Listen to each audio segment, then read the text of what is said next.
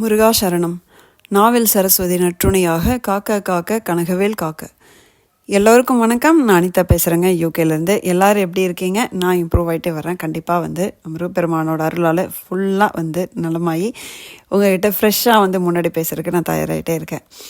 இப்போது இந்த வீடியோ கண்டிப்பாக ஒரு மனதை உருக்கும் அளவுக்கு உங்களுக்கு இருக்கக்கூடிய ஒரு வீடியோ. முருகப்பெருமானோட மேலே இருக்கிற நம்பிக்கை நமக்கு கொஞ்சம் கொஞ்சமாக குறைஞ்சா கூட இந்த மாதிரி ஒரு அற்புதங்கள் கேட்கும்போது நமக்கு பேக் டு ஃபார்ம் 100% நமக்கு அந்த நம்பிக்கை வந்துடும். அந்த மாதிரியான ஒரு கதை.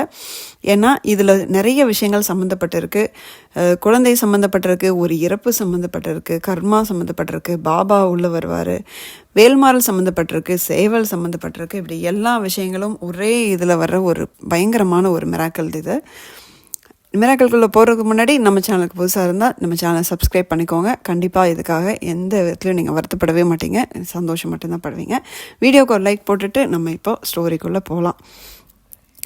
என்னென்னா, நம்ம சேனல் வழியாக எனக்கு அறிமுகமான இந்த சகோதரி எனக்கு ஒரு 2 நாள் முன்னாடி தான் இந்த வாய்ஸ் ஓவர் அனுப்பிச்சிருந்தாங்க. கேட்ட உடனேயே ஏன்னா நிறைய மிராக்கல் நம்ம இன்னும் ஷேர் பண்ணாமல் வெயிட் பண்ணுறதுக்கு நிறைய நான் இன்னும் வாட்ஸ்அப்லேயும் கேட்க வேண்டியது நிறையா இருக்குது படிக்காமல். ஆனால் இந்த மிராக்கல் கேட்கும்போது நான் எப்போவுமே வீடியோ போடலாமா வேணாமா, நம்ம உடம்பு சரியில்லையே அப்படின்னு சொல்லி யோசிச்சுட்டு இருக்கும்போது, இல்லை இது எப்படியாவது கஷ்டப்பட்டு இது போடலாம் அப்படின்னு சொல்லிட்டு, ஏன்னா நமக்கு எடிட் பண்ணுறதுக்கு ஒரு சகோதரி ஹெல்ப் பண்ணிருக்காங்க. இப்போது அந்த மாதிரி ஒரு முடிவெடுத்து போடுற வீடியோ இது. ஏன்னா அதோட இந்த இன்டென்ஸ், இதோட தாக்கம் எனக்கு ரொம்ப அளவுக்கு அதிகமாகவே இருந்தது அப்படின்னு சொல்லணும். என்னென்னா, நம்ம சகோதரிக்கு ஒரு பெண் குழந்தை இருக்காங்க. அவங்களுக்கு இப்போ வயசு 7. 2020 அவங்க 2வது குழந்தைக்கு முயற்சி பண்ணியிருக்காங்க. ப்ரெக்னெண்ட்டும் ஆயிருக்காங்க. அவங்க ப்ரெக்னெண்ட்டாக இருக்கும்போது அவங்க எப்பையும் கும்பிட்றது பாபாவையும் முருகப்பெருமானையும் அவங்க குலதெய்வம் தான். இவங்களுக்கு இந்த 3 தெய்வங்கள் மேலே மிக மிக நம்பிக்கை ரொம்ப அதிகமாக இருக்கும்.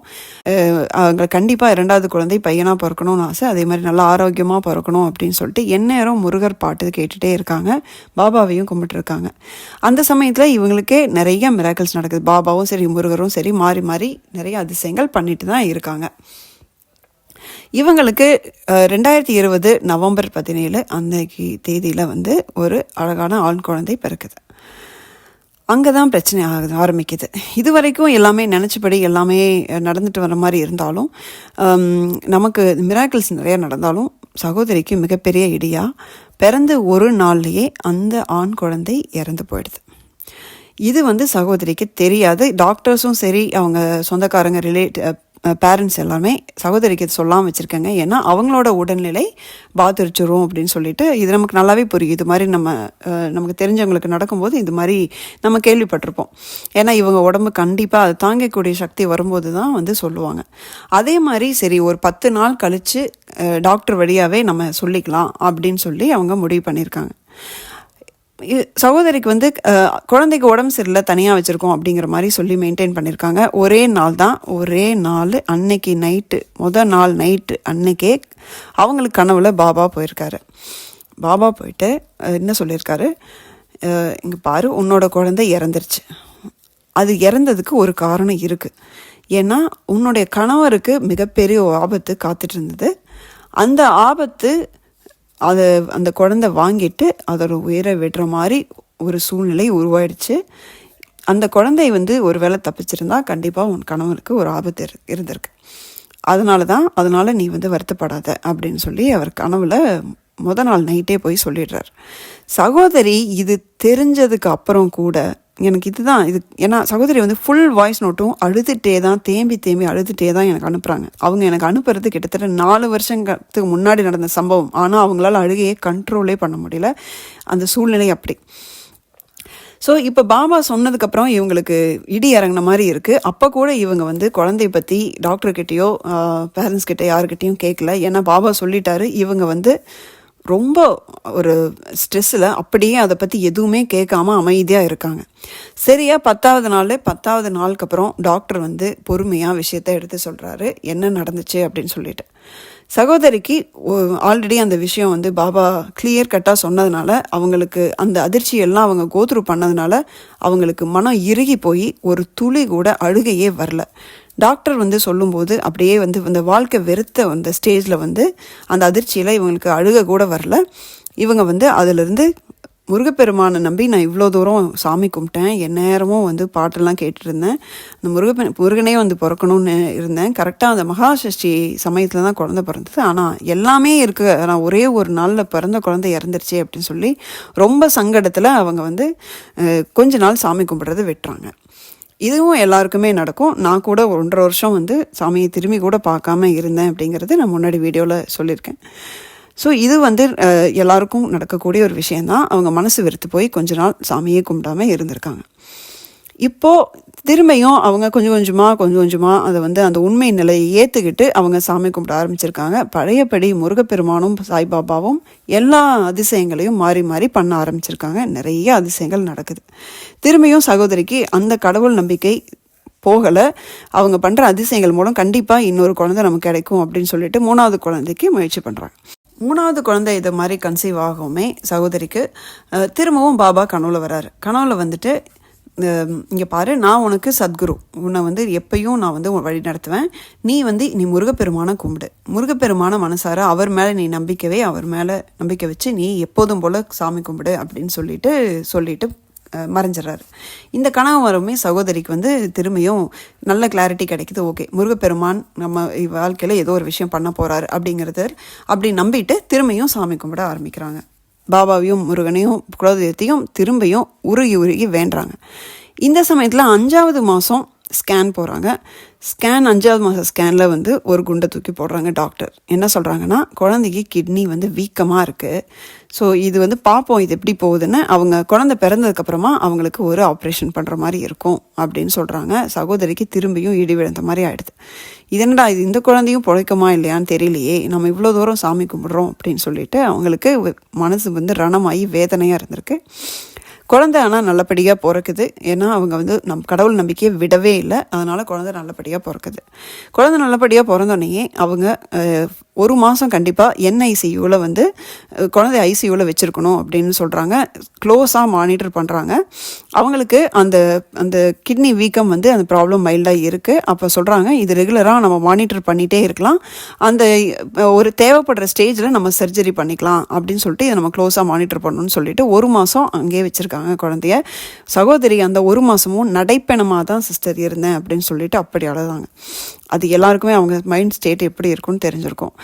இப்போது 1 மாதம் கழித்து டிஸ்சார்ஜ் பண்ணிடுறாங்க. அப்போ சொல்கிறாங்க, நீங்கள் மாதம் வந்து குழந்தைக்கு ஸ்கேன் பண்ணி நம்ம அந்த வீக்கம் எப்படி இருக்குன்னு பார்க்கலாம், நம்ம வந்து கரெக்டான டைமில் சர்ஜரி பண்ணணும் அப்படின்னு சொல்கிறாங்க. அவங்களும் ரெகுலராக செக்கப் போயிட்டே இருக்காங்க. அந்த சமயத்தில் குழந்தைக்கு 4 மாதம் வரைக்கும் அவங்க ப்ரோக்ரஸ் பார்த்துட்டே இருந்திருக்காங்க. அது வரைக்கும் சர்ஜரி தேவைப்படல. 4வது மாதம் குழந்தை பிறந்த 4 மாதத்துக்கு அப்புறமா போன வருஷம் இந்நேரம் செப்டம்பர் மாதம் சகோதரி வந்து வேல்மாறல் படிக்க ஸ்டார்ட் பண்ணுறாங்க. 1 வருஷம் முன்னாடி சரியாக வேல்மாறல் படிக்க ஸ்டார்ட் பண்ணுறாங்க. வேல்மாறல் படிக்கிறது கண்டிப்பாக குழந்தையோட அந்த உடல்நிலை வந்து ஃபுல்லாக சரியாகணும், வீட்டில் இருக்கிற மற்ற பிரச்சனை எல்லாமே போகணும் அப்படின்னு வேண்டிட்டு படிக்க ஆரம்பிக்கிறாங்க. இந்த சமயத்தில் கரெக்டாக வேல்மாறல் படித்து ஒரு 10 நாள் இருக்கும்போது சகோதரி வந்து நினச்சிக்கிறாங்க, முருகா, நான் வீட்டை விட்டு வெளியும் போகிறதில்ல, எங்கேயும் போகிறதில்ல, நான் எங்கேயும் வந்து வேலோட ஃபோட்டோவோ அல்லது யாமருக்கு பயம் என்கிற வாசகத்தையோ எங்கேயுமே நான் பார்க்க முடியாது, நான் உன்னை எப்படி தரிசிக்க போகிறேன் அப்படின்னு தெரியல அப்படின்னு சொல்லி எதேச்சையாக வேல்மாறல் படிக்கும்போதே இவங்க வேண்டிட்டு இருக்காங்க. சரியாக அடுத்த நாள் இவங்க கணவர் வீட்டுக்கு வெளியே இருந்துட்டு இவங்களை வந்து கூப்பிட்ருக்காங்க. இங்கே வா, நீ உனக்கு தேடி திருச்செந்தூர் முருகர் வந்திருக்கார் பாரு அப்படின்னு சொல்லியிருக்காங்க. சரின்னு இவங்க வெளியே போய் பார்த்தா அங்கே ஒரு சேவல் இவங்க வீட்டுக்கு வந்திருக்கு. இவங்க காம்பவுண்ட் சேவல் மேலே ஏறி அங்கேயே வந்து அடைக்கலமாக உட்காந்துட்டு இருந்திருக்கு. இவங்களுக்கு ஒரே ஆச்சரியமாக இருந்தது. சரி, முருகப்பெருமான் தான் வந்திருக்காரு அப்படிங்கிற மாதிரி நினச்சிட்டு இவங்க அதை சேவலை முருகனாவே நினச்சி கும்பிட்டுருக்காங்க. அந்த சேவல் என்ன பண்ணுச்சான், அதிலிருந்து டெய்லியும் காலையில் வந்து எந்திரிச்சு வெளியே போய் எல்லாம் மேய்ஞ்சிட்டு திரும்பியும் சாயந்தரம் இவங்க வீட்டுக்கு வந்துடுமா, அவங்க வீட்டிலேயே இருக்குமா. இந்த மாதிரி இருந்துகிட்ருக்கு. இவங்க வேல்மாறல் பாராயணம் மீதி 38 நாள் படிக்க வரைக்கும் அங்கேயே இருந்திருக்கு. டெய்லியும் நைட் வந்திருக்கு. அதுக்கப்புறம் தான் கொஞ்ச நாள் வரைக்கும் இவங்க நோட் பண்ணியிருக்காங்க, அந்த சேவல் வந்து போக போக போக உடல்நலம் சரியில்லாமல் ஆகிட்டே போகிறத இவங்க நோட் பண்ணியிருக்காங்க. ஏன்னா நாளாக இந்த சேவல் நம்ம வீட்டில் இருந்துட்டு இந்த மாதிரி உடம்பு சரியில்லாமல் இருக்கே, இது என்ன, இது நம்ம வந்து முருகர் பெருமான் வந்ததான் நினச்சோம், ஆனால் வந்து சேவலுக்கு இப்படி உடம்பு சரியில்லாமல் போயிட்டே இருக்குன்னு சொல்லிட்டு இவங்களுக்கு தெரிந்த வைத்தியமெல்லாம் அவங்க கணவர் பண்ணி பார்த்துருக்காரு. மஞ்சள் பூசி விடுறது, இது மாதிரி சில தெரிந்த வைத்தியங்கள்லாம் கை வைத்தியமாக பண்ணியிருக்காரு. அப்படி பண்ணும்போது அப்போவும் அதுக்கு சுத்தமாக குணமாகவே இல்லை. இவங்க 48 நாள் பாராயணம் முடிக்கும்போது இவங்களுக்கு ரொம்ப மனசு கஷ்டமாயிடுச்சு. வேல்மாறல் பாராயணம் படித்து நம்ம வீட்டுக்கு தேடி முருகர் வந்து இப்படி தினசரி நம்ம வீட்டில் தங்கும்போது இந்த மாதிரி ஆயிடுச்சே, இந்த சேவல் வந்து ஏதாவது ஆயிருமோ அப்படின்னு நம்ம மனசு ரொம்ப சங்கடமாக போயிருமே அப்படின்னு வந்து அந்த 48வது நாள் இவங்க வந்து ரொம்ப மனதை உருகி இவங்க வந்து வேண்டியிருக்காங்க. அடுத்த நாள் பார்த்திங்கன்னா காலையில் போன சேவல் திரும்ப வரவே இல்லை. என்னன்னா இவங்க சுற்று வட்டாரத்தில் மேய்ஞ்சிட்ருக்கோம் அப்படிங்கிறனால இவங்க என்ன பண்ணியிருக்காங்க, இவங்க போய் தேடி பார்த்துருக்காங்க, எல்லா பக்கமும் வரவே இல்லை. அந்த ஏரியாவில் அவங்க ஊரில் எங்கேயுமே அந்த சேவலை பார்க்கவே முடியல. அதுக்கப்புறம் அந்த சேவல் வரல. இப்போ தான் ஒரு விஷயம் நோட் பண்ணுறாங்க.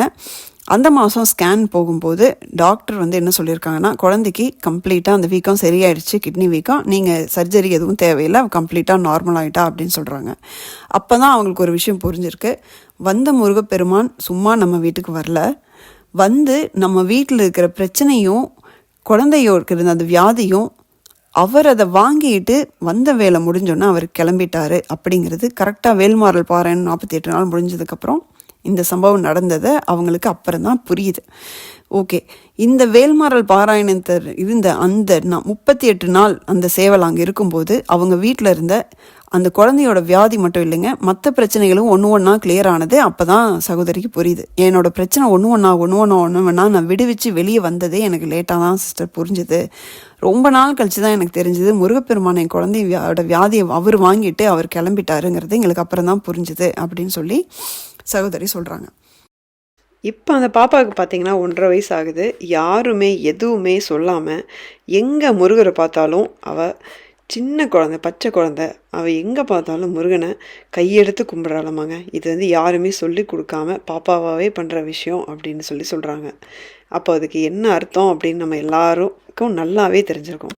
அப்போ தான் வந்து முருகப்பெருமான் அவங்க வாழ்க்கையில் எவ்வளோ பெரிய ஒரு மாற்றத்தை உண்டு பண்ணியிருக்காங்கன்னு அவங்களுக்கு புரியுது. அந்த 2வது குழந்தை வந்து இறந்ததுக்கு ஒரு மிகப்பெரிய ஒரு காரணம் இருக்குது அப்படிங்கிறது பாபா வழியாக அவங்களுக்கு கனவுல வந்தது. அதே பாபா தான் திரும்பியும் நீ முருகனை கும்பிடு, மறுபடியும் கும்பிடு அப்படின்னு சொல்கிறாரு. நல்லா யோசிச்சு பார்த்தீங்கன்னா எனக்கும் இதே தான் நடந்தது. நானும் வந்து திரும்பியும் சாமி கும்பிட ஆரம்பிச்சோன்னு பாபா கும்பிட சொன்னது முருகன் தான். நான் வந்து சின்ன வயசுலேருந்தே முருக பக்தியாக இருந்தாலும் நடுவில் வந்து கொஞ்ச நாள் இல்லை, ரொம்ப வருஷமே வந்து முருகனை வந்து நான் அப்படியே லிட்ரலி மறந்துட்டே இருந்தேன்னு சொல்லணும். அப்போ திரும்பியும் பாபா ஞாபகப்படுத்தி எனக்கு கும்பிட சொன்னார். இது நான் முன்னாடி வீடியோவில் சொல்லியிருக்கேன். அதே தான் சகோதரிக்கு நடந்திருக்கு. நீ திரும்ப முருகனை கும்பிடு, நான் உனக்கு குரு தான் அப்படின்னு சொல்லி அவர் வந்து சொல்லியிருக்காரு. குருவோட வேலையை வழி நடத்துறது தான் நம்ம பாபா பக்தர்கள் நிறைய பேருக்கு தெரியும். நீ இந்த சாமி கும்பிடு, இந்த ராமஜெயம் படி, நீ இந்த புக்கு படி அப்படின்னு சொல்லி பாபா வந்து மற்ற சாமிகளை வந்து கும்பிட சொல்கிறதும் அவங்க வடிவில் காட்சி தரதும் நம்ம நிறையா வந்து சச்சரிதம் புக்கில் படிச்சிருக்கோம். அது மாதிரி பாபா வந்து கரெக்டான டைமில் திரும்பியும் முருகனை கும்பிடு அப்படின்னு சொல்லவும் இவங்களுக்கு வந்து முருகப்பெருமான் தான் வந்து திரும்பியும் நமக்கு இந்த 3வது குழந்தையை காப்பாற்றி கொடுத்து அவர் அந்த குழந்தைகிட்ட இருக்கிற வியாதியை வாங்கிட்டு போயிட்டாரு அப்படின்னு சொல்லி அவங்களுக்கு பரிபூர்ணமாக தெரிஞ்சிருக்கு. இது என்ன சொல்கிறதுன்னு எனக்கு தெரியலைங்க. ஏன்னா இது கேட்டபோது எவ்வளோ விஷயம், இந்த ஒரே ஒரு அதிசயம் ஒரு கதை அப்படின்னு நமக்கு தெரிஞ்சாலும் இல்லை எத்தனை விஷயங்கள் இருக்குது அப்படிங்கிறத நம்ம வந்து சில விஷயங்கள் கதையாக கேட்டுட்டு அட பரவாயில்லையேச்சே இப்படியெல்லாம் நடக்குதா அப்படின்னு நினச்சிட்டு போயிடக்கூடாதுங்க.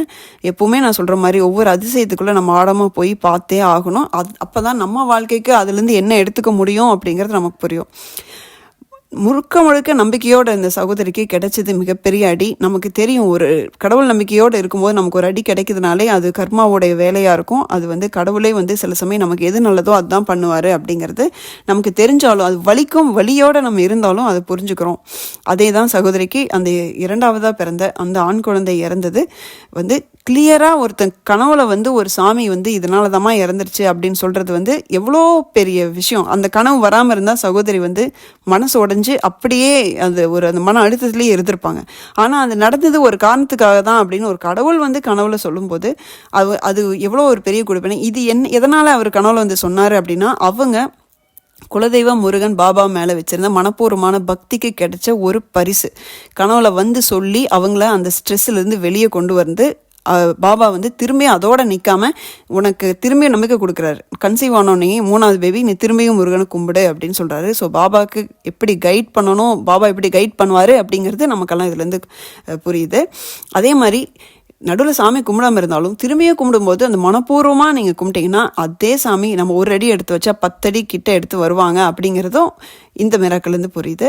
அவங்க நம்பிக்கை விடாமல் அந்த வேல்மாறல் வந்து படித்து 3வது குழந்தைக்கும் பிரச்சனையாக இருக்குது அப்படின்னு சொல்லி மனசை விட்டு போகாமல் அந்த நம்பிக்கையை விடாமல் ஒவ்வொரு இடத்துலையும் அவங்க விடாமல் திரும்ப திரும்ப அவங்க வந்து பக்தி காட்டினாங்க பாருங்களா. அதுக்கான கிடைச்ச பரிசு தான் முருகப்பெருமானே வந்து அந்த சேவல் வடிவில் அந்த சேவல் அந்த வியாதியை வாங்கிட்டு அது காணாமல் போயிடுச்சு. இது எல்லாமே வந்து நமக்கு திரும்ப திரும்ப சொல்கிறது என்ன அப்படின்னா நம்பிக்கை. ஒவ்வொரு ஸ்டேஜில் வந்து கண்டிப்பாக நம்ம லைஃப் எல்லாமே ஸ்மூத்தாகவே போகாதுங்க. சில சமயம் குழிகள் இருக்கும், சில சமயம் அதில் பாதாளமே இருக்கும். பாதாளத்தை உருண்டு புரண்டு மேலே திரும்ப எந்திரிச்சு வரும்போதும் நம்ம அந்த கடவுளை விடாமல் பற்றி இறுக்கமாக வச்சுருக்கோமா அப்படிங்கிறதுக்காக இந்த விஷயங்கள் நடக்கும். ஏன்னா இதெல்லாம் கடவுள் நமக்கு கொடுக்கறது இல்லை. இந்த துன்பம் வந்து கடவுள் கொடுப்பது அல்ல, நம்மளுடைய கர்மா கொடுப்பது. நம்ம அனுபவிச்சு தான் ஆகணும். நம்ம கர்மாவை வந்து அதோட தாக்கத்தை அதோட வீரியத்தை குறைக்கணும் அப்படின்னா கடவுள் பக்தி ஒன்றை தவிர வேறு வழியே இல்லை. அதனால தான் திரும்ப திரும்ப கடவுள் நம்பிக்கை, அன்னதானம் இதெல்லாமே பேச காரணம் என்னென்னா, நம்ம பிறக்கும் போதே நம்ம விதிப்படி எல்லா கர்மாவையும் வாங்கிட்டு தான் பிறக்கிறோம். அதனால் வந்து அந்த துன்பத்துக்கும் இன்பத்துக்கும் கடவுள் காரணம் இல்லை. நம்ம துன்பத்தை கம்மி பண்ணிக்கணும் அப்படின்னா தான் கடவுள் பக்தி அங்கே வருது அப்படிங்கிறது தான் நான் சொல்ல வருது. நம்ம துன்பம் வந்து எனக்கு ஏன் இந்த பிரச்சனையை முருகன் கொடுத்தாருன்னு தெரியல அப்படின்னு சொல்லிட்டு எனக்கு 100 பேர் டெய்லி மெசேஜ் அனுப்புறீங்க, ஏன் எனக்கு முருகன் இதை பண்ணாருன்னு. நான் உன்னை எல்லாருக்குமே சொல்லுவேன், இது முருகன் பண்ணலைங்க, உங்கள் கர்மா பண்ணது. அது வந்து நீங்கள் முருகன் பாதத்தை பிடிச்சிக்கோங்க இருக்கமா. அவரோட அந்த வீரியத்தை வந்து குறைக்க கண்டிப்பாக முயற்சி பண்ணுவார். அவர் நினச்சா ஒரு செகண்டில் எல்லாத்தையும் மாற்ற முடியும். நம்மளோட பக்தி அந்த அளவுக்கு இருந்ததுன்னா ஒரு செகண்டில் எல்லா நிலைமையும் மாறும். அதனால் விடாமல் அந்த நம்பிக்கை மட்டும் விடாமல் இருங்க அப்படின்னு சொன்னது அடிக்கடி நான் வந்து சொல்லி வாய்ஸ் நோட்டு போட்டுகிட்டே இருப்பேன். அதே தான் இந்த சகோதரியோட கதையும் இப்போ நம்ம எல்லாருக்குமே புரிய வைக்குதுங்க. கண்டிப்பாக உங்களுக்கு இந்த அதிசயம் உங்கள் வாழ்க்கையில் நிறைய இடத்துல பயன்படும் அப்படின்னு நினைக்கிறேன். வீடியோ பிடிச்சிருந்தா ஒரு லைக் போட்டுக்கோங்க. அடுத்த வீடியோவில் நம்ம எல்லாரும் பார்க்குற வரைக்கும் முருகா சரணம்.